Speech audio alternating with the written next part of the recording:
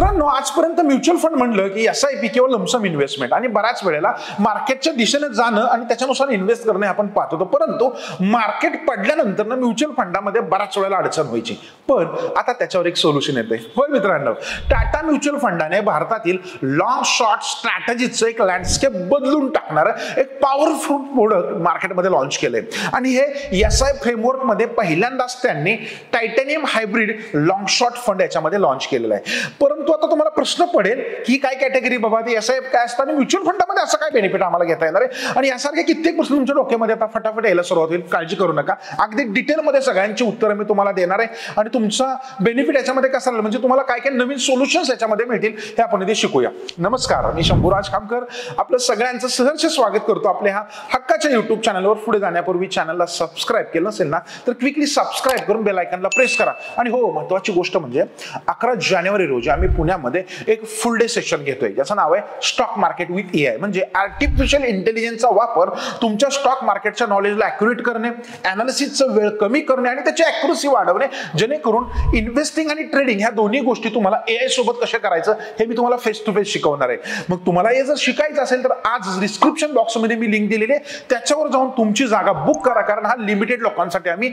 Physical programme घेतोय.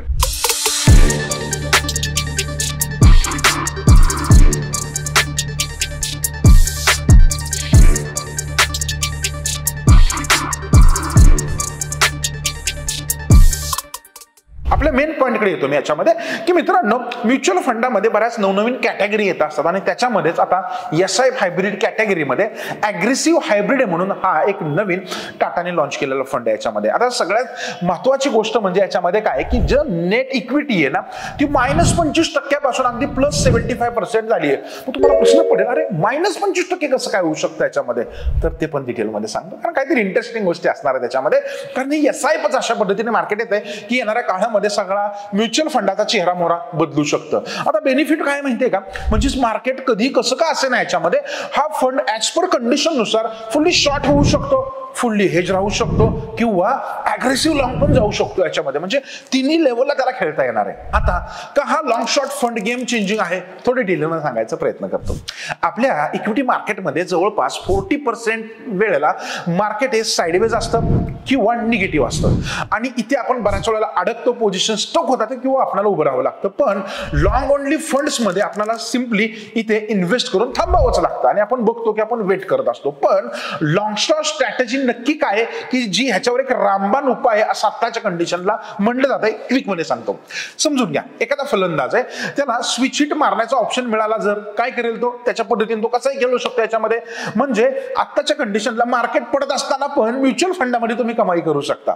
आता याच्यामध्ये पाहिलं तर पोर्टफोलिओ स्ट्रक्चर तर एक सिंपल आहे. ह्याच्यामध्ये कसं असेल बघा, एक इंडिकेटिव्ह अलोकेशन त्यांनी केलेलं आहे, म्हणजे 50% इक्विटीमध्ये -25% किंवा नॉर्मली 25% याच्यामध्ये फिक्स इन्कम मध्ये असेल, तर 20 ते 25% लिक्विड इन्स्ट्रुमेंट्स मध्ये ते इन्व्हेस्ट करणार आहेत आणि यावर डेरिव्हेटिव्हचा ओव्हरले असेल, म्हणजेच ट्रॅडिशनल इक्विटीपेक्षा जास्त मजबूत रिटर्न पोटेन्शियल असेल. कारण ओनली इक्विटी म्हणलं की बाजाराच्या दिशेनेच आपल्याला जाता येतं. बाजाराच्या अपोजिट दिशेने जायचं असेल, जसं FIs वाले स्ट्रॅटेजी वापरतात, आता तशीच कदाचित ह्या फंड हाऊसेसला वापरता येणार आहे. म्हणजे या रकमेच्या 20 ते 25% रकमेचा वापर इथे मार्जिन म्हणून केला जातो. म्हणजे फ्युचर किंवा ऑप्शन्स मध्ये पोझिशन्स घेण्यासाठी लागणारा पैसा त्या याच्यातून वापरणार आहेत. आता तुम्हाला प्रश्न पडेल, म्युच्युअल फंड आणि फ्युचर ऑप्शन काय ते पण सांगतो, लक्षात द्या. लिक्विड फंड्स वर इतर हाय लिक्विडिटी इन्स्ट्रुमेंट्स वरून मिळणारे रिटर्न्स तसेच राहतात, पण त्याच वेळी या रकमेवर डिपेंड मार्केट आपण काय करतो की लॉंग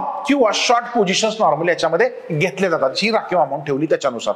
म्हणजेच गुंतवणूकदारांचे ओरिजिनल पैसे सुरक्षित राहतात आणि महत्त्वाची गोष्ट म्हणजे लिक्विड आणि कमी रिस्कच्या ठिकाणी याच्यामध्ये इन्व्हेस्ट केले जाते. पण या पैशाचा वापर करून फंड डेरिव्हेटिव्ह मध्ये अतिरिक्त रिटर्न पोटेन्शियल तयार करतं. म्हणजे बाजार जर खाली येतोय तर कदाचित त्याच्यामध्ये तो डेरिव्हेटिव्ह मध्ये शॉर्ट पोझिशन क्रिएट करेल. हे ओव्हरले फंडाला बाजार वाढला तर लॉंग पोझिशन्स आणि बाजार पडला तर शॉर्ट पोझिशन घेण्यासाठी वापरता येतील, ज्यामुळे फंडाची थोडी लवचिकता वाटेल आणि त्यांना थोडं फ्री हँडने खेळता येईल. त्याच्यामुळे 20 ते 25% रक्कम थेट मार्केटमध्ये रिस्की पद्धतीने गुंतवली जात नाही. ती मार्जिन कोलॅटरल म्हणून वापरली जाणे आणि त्यातून फंडाची लॉंग शॉर्ट क्षमता वाढते. म्हणजे मार्केट पडतंय तो शॉर्ट करू शकतो इतर पोझिशनला सेफ ठेवून. आता तुम्हाला प्रश्न पडेल की अरे याच्यामधून काही मिळणारे बेनिफिट्स आहेत का, काय टॅक्स बेनिफिट आहे का? ते महत्वाची गोष्ट सांगतो, कारण टॅक्स बेनिफिट आपल्या प्रत्येकालाच पाहिजे असतो. हायब्रिड SIP ला इक्विटी सारखाच लॉंग टर्म टॅक्स असणार आहे, पण 2 वर्षाचा होल्डिंग पिरियड याच्यामध्ये तुम्हाला असावं लागणार किंवा तुम्हाला तिथे थांबावं लागेल. आता याचा सगळ्यात मोठा फायदा काय बरं, तर लक्षात ठेवा यामध्ये शॉर्ट टर्म गेन स्लॅब रेटवर आणि ज्यांचं इन्कम 12 लाखांच्या खाली आहे त्यांच्यासाठी हे प्रॅक्टिकली टॅक्स फ्री असणार आहे. AIF सारखं प्रत्येक ट्रान्झॅक्शनवर तुम्हाला टॅक्स द्यावा लागणार नाही. टॅक्स फक्त रिडम्पशनच्या वेळीच लागेल. हा लॉंग शॉर्ट साठी मॅसिव्ह ऍडव्हान्टेज याच्यामध्ये आहे असं आम्हाला इथे वाटतं. आता तुम्हाला प्रश्न पडेल हे सगळं ठीक आहे बाबा, हा प्रोडक्ट नक्की कोणासाठी आहे, कोणासाठी डिझाईन केलाय, आम्ही घेऊ शकतो का, त्याला काय पैसे लागणार? क्विक मध्ये सांगतो. याच्यामध्ये लक्षात द्या, हायब्रिड युजर पासून म्हणजे तुम्ही जर हायब्रिड फंडामध्ये इन्व्हेस्ट करता तर तुमच्यासाठी सुटेबल असणार आहे, परंतु बरेच HNI असतात, अल्ट्रा HNI असतात किंवा बरेच लोक AIF मध्ये इन्व्हेस्ट करतात, PMS मध्ये करतात, अशा सगळ्यांसाठी एक राईट वे असू शकतो याच्यामध्ये. म्हणजे मिनिमम इन्व्हेस्टमेंट इथे असणार आहे 10 लाख. लक्षात ठेवा याच्यामध्ये. आता तुम्हाला प्रश्न पडेल 10 लाख, तर थांबा. AIF मध्ये जेव्हा तुम्ही एखादा AIF निवडायला जाता तर तिथे नॉर्मली 1 कोटीच्या वरती अमाऊंट लागते. तुम्हाला उद्या वाटलं की PMS मध्ये मला पैसे इन्व्हेस्ट करायचे तर तिथे नॉर्मली 50 लाख इन्व्हेस्टमेंट मिनिमम लागते. मग आता विचार करा, हे AIF आणि PMSच्या तुलनेत जर बघायला गेलं तर खूप ऍक्सेसेबल आहे. 10 लाख आजच्या कंडिशनला एक मिड लेवलचा इन्व्हेस्टर आरामात इन्व्हेस्ट करू शकतो आणि त्याला हे चांगला बेनिफिट मिळावा म्हणून हा एक SIP लॉन्च केला की ज्याच्यामध्ये मिनिमम तिकीट साईज ही 10 लाख रुपये असेल. क्लिअर झालं. आता मुख्य मुद्दा येतो टाटाचा. काय याच्यामध्ये Tata mutual fund think, Tata mutual फंडाचं असं म्हणणं आहे की इतर फंड हाऊसेस आर्बिट्राज लीड किंवा इतर कन्झर्वेटिव्ह हायब्रिड्स मध्ये आतापर्यंत अडकलेले आहेत, पण अग्रेसिव्ह हायब्रिड कॅटेगरी जवळजवळ इथे रिकामी आहे. अजून याच्यामध्ये कोणी विचार केलेला नाही, कारण SIP तसं इंडियन मार्केटसाठी नवीन आहे. अजून पण बऱ्याच कंपन्यांच्या स्कीम इथे आलेल्या नाहीत आणि त्याच्यामध्ये टाटा थोडं अग्रेसिव्हली येते. आणि हायब्रिडचं टॅक्सेशन म्हणजे फुटबॉलचं मैदानच असतं ज्याच्यावर सगळे खेळत नाहीत.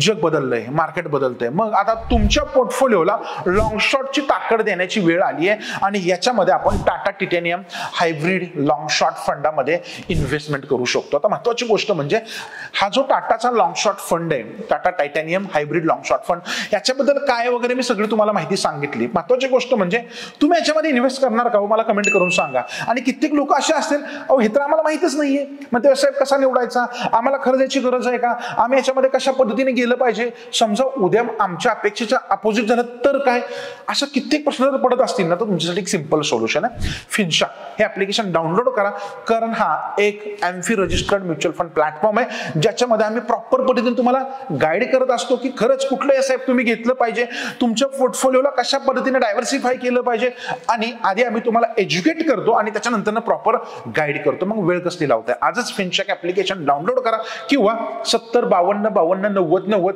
या फिनशाकच्या नंबरवर संपर्क साधा आणि SIP बद्दल अधिक जाणून घ्या आणि तुमचा SIP सुरू करा. आशा करतो इन डिटेल माहिती जी मी तुम्हाला दिली ती आवडलीच असेल. याच्यामध्ये आता तुम्ही मला हक्काने सांगू शकता की SIP तुमच्यासाठी आहे का, तुम्हाला इन्व्हेस्टमेंट करायची आहे का, आणि तुम्हाला अधिक माहिती पाहिजे असेल तर काय करायचं हे पण मी तुम्हाला सांगितलंय. भेटूया अशाच इंटरेस्टिंग व्हिडिओ पुढच्या भागामध्ये. तोपर्यंत ह्या व्हिडिओला लाईक आणि शेअर करायला विसरू नका. धन्यवाद.